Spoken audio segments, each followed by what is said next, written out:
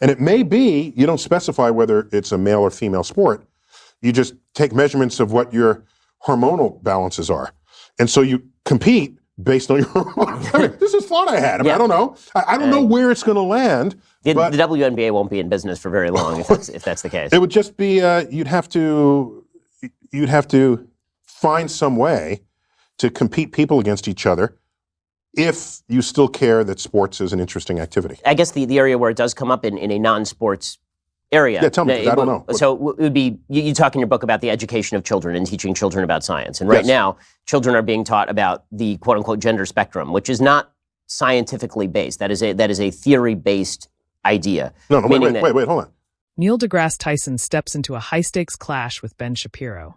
And this time, the debate cuts straight into one of the most explosive cultural fault lines.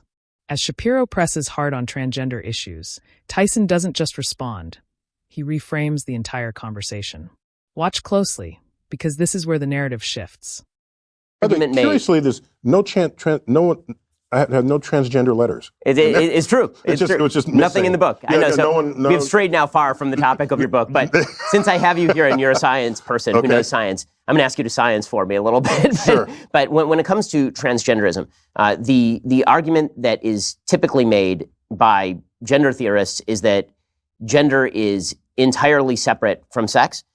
You've seen the argument made that it makes no difference on average if men are stronger than women are, and that if we were to allow transgender women to compete with non-transgender women, then this would somehow not disadvantage biological women. And this seems to me absolutely ascientific, that if we're actually going to have a discussion about gender and sex, that should be based in data, which suggests that mammals are in fact binary in terms of their sex, unless you have intersex birth defects typically, or genetic defects. I'm happy to opine on this.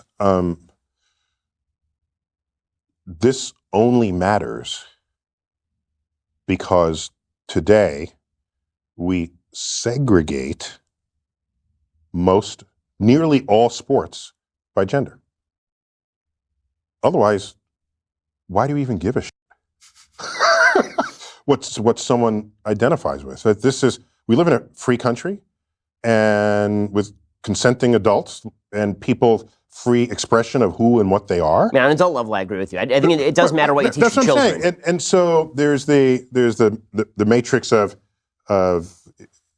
what you are biologically, how you express yourself, who you choose as a sexual partner. If we actually live in a free country, as we tell ourselves, people's freedom to behave in any of those ways should not concern you at all. Nor are they requiring that you behave that way. Okay? Well, this is for their own freedoms, because we live in a free country. Now, what is unresolved here is, what do you do with sports? It's unresolved. And I've followed that closely, and I don't see any meaningful solutions to come down off of that. We know that hormones manifest differently in different people, and just the whole thing with steroids. Steroids are hormones, right? And we rallied against steroids in professional sports because it gives you an undue advantage. So, I've tried to think of what the future of sports would be in the world of a gender spectrum. And it may be, you don't specify whether it's a male or female sport. You just take measurements of what your hormonal balances are. And so you compete based on your hormones. I mean, this is thought I had. I mean, I don't know. I don't know where it's going to land. The WNBA won't be in business for very long if that's the case. It would just be, you'd have to find some way to compete people against each other if you still care that sports is an interesting activity. I guess the area where it does come up in a non-sports area. Yeah, tell me, I don't know. So it would be, you talk in your book about the education of children and teaching children about science. And right now, children are being taught about the quote-unquote gender spectrum, which is not scientifically based. That is a theory-based idea. No, wait, hold on. People express. Before we continue, if you have not yet subscribed to the channel, kindly take a moment and do so. It goes a long way to bring you this discussions. Thank you. Let's continue. Themselves on a spectrum. So you learn that. That's a social point, not a scientific point. It's Meaning we express ourselves hold on. based in different languages. Is that something you teach in science class, or is that something that you teach when you're teaching language? So whether the fact that people want to express themselves on a spectrum, on a gender spectrum, whether that fact is something you want to put in a sociology class or in a science class, maybe that remains to be determined. But it is a real fact about real society. Well, of course, nobody's denying that people identify how they want to identify. So the question is, what is the relationship of that to biology? Meaning that the argument is made that trans women are women, for example. And what that seems to mean is that trans women are identical to women. Now, if people want to say trans women are not biological women, obviously that is the case. But people don't seem to want to say that, although that is obviously scientifically true. Trans women are not biological women. Biological women are biological women. But where are you going with this? What are you trying to accomplish by asking yourself, is it science or is it not science? It's people in society. But this is a perfect example of an area where suddenly it doesn't matter to say things that are just true. Like, why is it bad or wrong to point out? I have another way to approach this. I care what is objectively true in the world as a scientist.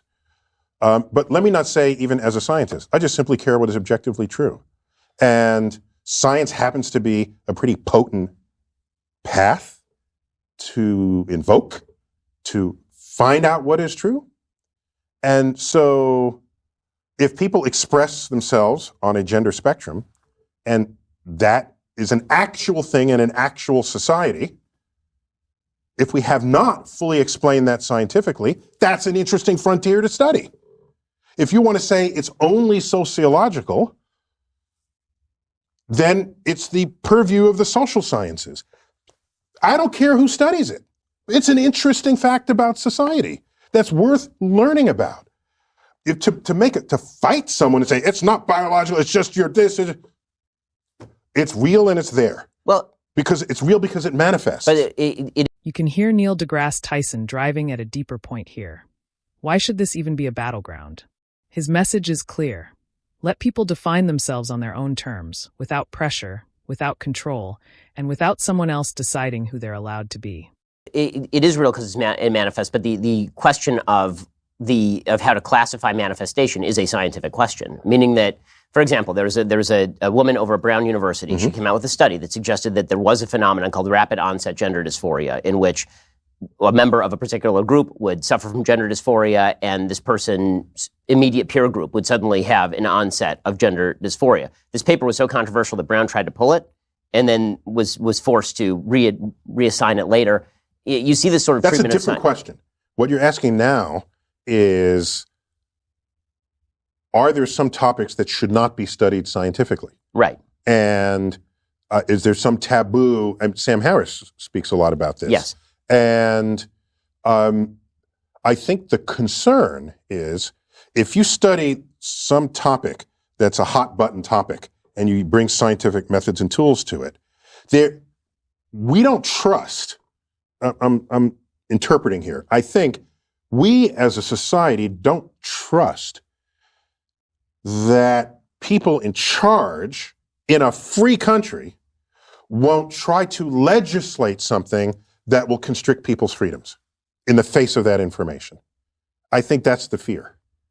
Well, isn't that... It's a fear. I mean, and isn't that... We don't trust our own ability to govern ourselves in the face of what could be some information relative to other kinds of information. Isn't that a bit of a problem? Yes.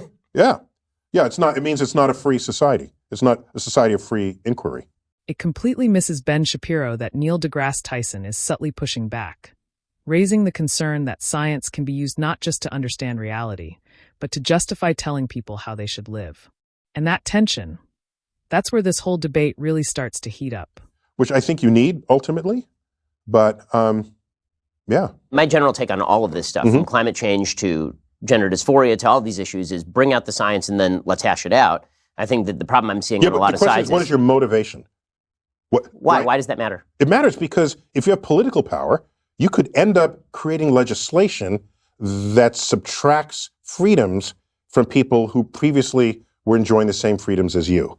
The history of that exercise then make a better argument. Doesn't end well. Well, but the history of which exercise? Bring out all the science and let's hash it out. I'm saying if you bring out all the science and the politicians hash it out, the history of that exercise is a recipe for disaster if it involves discoveries that put people's freedom as defined in our Constitution at risk.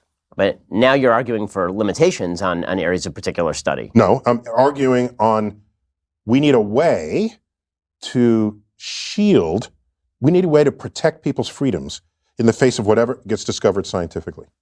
So I'll give it. I agree. I think that's what the Constitution is for, is to guard rights from. But we're always fighting people who want rights are always fighting others who are saying they don't get the rights from the Constitution. This is a daily challenge on the. So that's where this all lands. When I step back and look at the bigger picture, especially across different faith communities, you start to see the tension. Many people rooted in religious belief don't fully align with ideas like evolution. They hold to creation stories, to origins grounded in faith. And that's deeply personal, deeply embedded. But imagine flipping the script. Imagine science being used to directly challenge those beliefs in a way that feels dismissive or forceful. The backlash would be immediate. People wouldn't just disagree, they'd resist it outright. And that tells you something important. This isn't just about science, it's about how it's used and who it's used against. That's why the point Neil DeGrasse Tyson is making carries weight. It's not about one side winning over the other. It's about drawing a line where understanding doesn't turn into control. Let science explore, let society evolve, but don't weaponize one to shut down the other. Because at the end of the day, sociology is about people, how we live, how we connect. Psychology is about how we understand ourselves and each other. And if we reduce all of that to rigid black and white rules, we risk losing the very human complexity that makes those conversations worth having in the first place.